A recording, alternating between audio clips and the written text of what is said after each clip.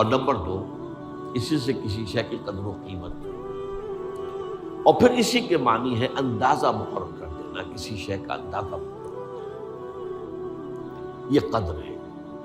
اللہ نے ہر چیز کا ایک اندازہ مقرر کر دیا ہے، اور قدر مقادیر مشکات شریف میں ایک پورا باب ہے، ایمان بالقدر کا عنوان ہے صحیح معنی میں۔ تو پہلی حدیث کیا ہے؟ مسلم شریف کی روایت ہے، عن عبداللہ ابن عمرو بن العاص رضی اللہ تعالی عنہما، حضرت عمرو بن العاص جو بڑے سرداران قریش میں سے تھے، بڑے سیاستدان تھے اور بڑے بہادر انسان بھی تھے، ان کے بیٹے ہیں عبداللہ۔ اور بڑی دلچسپی کی بات یہ ہے کہ باپ اور بیٹے کے مزاج میں بود المشرقین تھا، وہ تھے جنگجو اور سیاستدان اور بڑے سرداروں میں سے، یہ تھے انتہائی زاہد و عابد، انتہائی زاہد و عابد۔ انہی کے بارے میں آتا ہے پوری پوری رات کھڑے رہتے تھے نوافل، اور ہر روز روزہ رکھتے تھے، جس پر حضور نے یوں کہنا چاہیے کہ ڈانٹ پلائی۔ آپ کو اطلاع ہوئی، آپ نے بلایا، یا عبداللہ اولم اخبر انک تقوم اللیل وتصوم النہار تصوم الدہر، کیا مجھے یہ خبر نہیں دی گئی ہے؟ یعنی مجھے یہ خبر ملی ہے کہ تم پوری رات کھڑے رہتے ہو، نماز پڑھتے ہو، تم ہر روز روزہ رکھتے ہو، اب کیا کرتے ہو؟ بلا یا رسول، جھوٹ بولنے کا تو یارہ ہے ہی نہیں، وہ بھی نہیں سکتا۔ فرمایا لا تفعل، سخت سے۔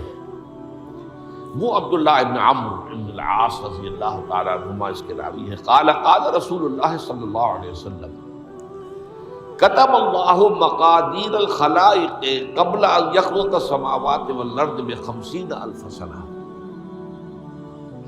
اللہ تعالیٰ نے مقداریں اور تقدیریں، ابھی 2 الفاظ میں بولوں گا تاکہ آپ کے ذہن میں بات رہے، معین کر دی تھی، لکھ دی تھی آسمانوں اور زمین کی تخلیق سے 50,000 سال قبل۔ یہ ہے قدر، ہر چیز کی ایک تقدیر جو ہے وہ معین کی ہے۔ اب آئیے اس میں کتاب سے مراد کیا ہے؟ جو آیت میں نے دوسرے نمبر پر پڑھی آج، سورہ حدید کی آیت، ما اصاب بمصیبۃ فی الارض ولا فی انفسکم الا فی کتاب من قبل ان نبرأ۔ کتاب سے مراد کیا؟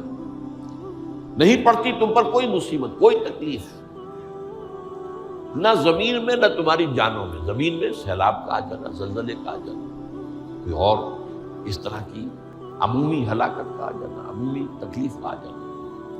تمہاری جان میں اچانک جو ہے تشخیص ہو گیا کینسر ہے، اچھے بنے تھے، ٹھیک ٹھاک چل رہے تھے، تو معمولی سی تکلیف ہوئی، انویسٹیگیشن کیا تو معلوم ہوا تو کینسر ہے، اور وہ کافی بڑھ چکا ہے۔ لیکن جو شے بھی آتی ہے، چاہے تمہاری جان پر آئے چاہے زمین پر آئے، وہ ایک کتاب میں لکھی ہوئی موجود ہے، اس سے پہلے کہ ہم اسے ظاہر کریں۔ یہ تمہیں مشکل نظر آئے گا، ان ذالک علی اللہ یسیر، یہ اللہ پر بہت آسان، بہت آسان۔ اللہ کا علم کامل ہے۔ تو معلوم ایک بات جان لیجئے کہ حقیقت کتاب سے مراد اللہ کا علم قدیم ہے۔ اللہ کا علم حادث نہیں ہے، معاذ اللہ ثم معاذ اللہ، کہ کوئی شے ہوئی تو اس کے علم میں آئی۔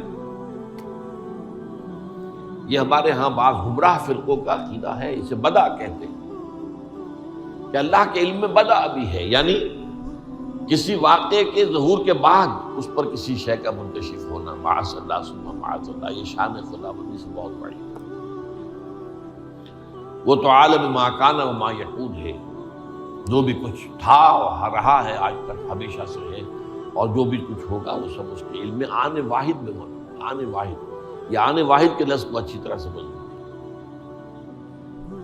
مجھے سب سے پہلے تجربہ ہوا تھا، یہ سن میرا خیال ہے کہ 67-68 کی بات ہے۔ میں نے پہلا ہفائی سفر کیا تھا لاہور سے کراچی۔ اس وقت فوکر چلتا تھا، فوکر فرینڈشپ، چھوٹا جہاز چڑیا والا، اور کرایہ 90 روپے تھا نائٹ کوچ کا۔ آپ تصور کیجیے، تو میں چونکہ مجھے جغرافیہ سے دلچسپی ہے اور فوکس زیادہ اونچا نہیں ہوتا، تو میں دیکھتا جا رہا تھا کھڑکی سے، اس وقت ہم کہاں پہنچ گئے، اب کہاں پہنچ گئے، اب جو روشنیاں نظر آ رہی ہیں کس شہر کی ہیں، یہ اکاڑے کی آ گئی، یہ ساہیوال کی آ گئی، یہ آگے اور آگے۔ ایک دم میں نے دیکھا کہ 3 شہروں کی روشنیاں میں ایک وقت دیکھ رہا ہوں، لودھرا، بہاولپور، سماسٹا۔ مجھے خیال آیا کہ جب میں ٹرین سے سفر کرتا ہوں، کراچی جاتا ہوں، تو لودھرا پہنچتا ہوں تو میں سمجھتا ہوں کہ ابھی بہاولپور آدھا گھنٹے بعد آئے گا، وہ مستقبل کی شہر میرے لیے۔ بہاولپور پہنچتا ہوں تو لودھرا میرے لیے ماضی کی بات بن جاتی ہے، آدھے گھنٹے پہلے لودھرا آیا تھا، اور آدھے گھنٹے کے بعد جو ہے سماسٹا آئے گا، وہ میرے لیے مستقبل بن گیا، لودھرا ماضی بن گیا۔ لیکن اس بلندی پر میں بیک وقت دیکھ رہا ہوں لودھرا کو بھی اور بہاولپور کو بھی اور سماسٹا کو۔ یہ معاملہ جو ہے اس کو 1 ملین بلین سے ضرب دے لیجئے، اللہ تعالیٰ اس بلند مقام سے دیکھ، اس کے مشاہدے میں، اس کے علم میں ماضی اور مستقبل کا کوئی سوال نہیں۔ آنے واحد، آنے واحد، آنے واحد۔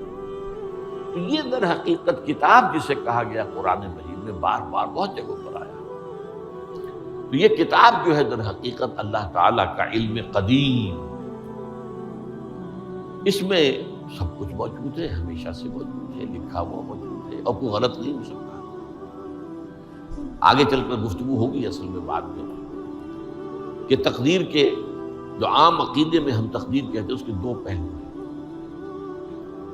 ایک پہلو ہے ما اصاب علی الانسان، جو کچھ انسان پر آتا ہے مصیبت، جیسے ابھی آیت میں نے پڑھی ما اصاب من مصیبت فی الارض ولا فی انفسکم۔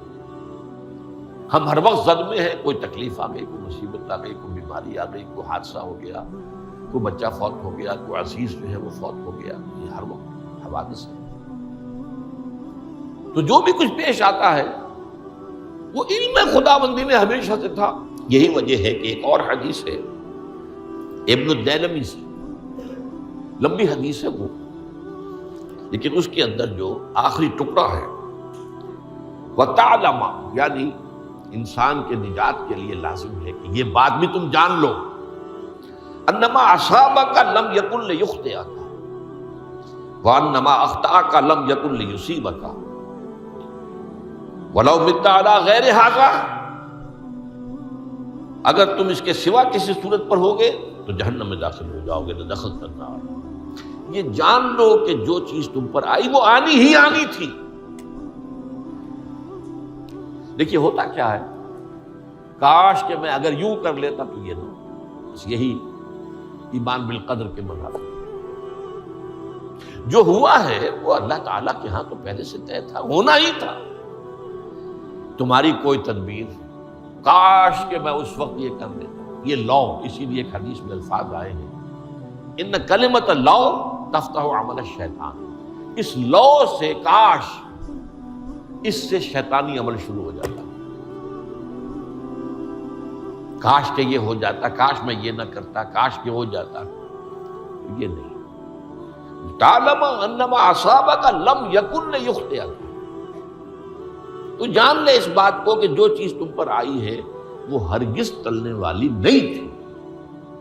کوئی تدبیر تم کر لیتے، کوئی کسی وقت کوئی ہیلا کر لیتے، کوئی تم قدم اٹھا لیتے، کچھ بھی کر لیتے، وہ تو آنی ہی آنی تھی۔ وما انما اخطاک، جو چیز تم سے چھوٹ گئی، رہ گئی، نہیں ملی۔ ایک ویکنسی ایڈورٹائز ہوئی تھی، آپ نے بھی درخواست دی تھی، آپ کو نہیں ملی، اب آپ ہو کاش کہ میں نے فلاں سے سفارش کرا لی ہوتی، بس گئے۔ تو جو چیز چھوٹ گئی اور چھوٹ جانی ہی تھی، اس میں قطعاً جو ہے کوئی شکل، کوئی تدبیر، کوئی سفارش، کسی طرح کا کوئی بھی ہیلا، کوئی جو ہے اس پہ کارگر نہیں ہو سکتا تھا۔ لم یکن لیصیبک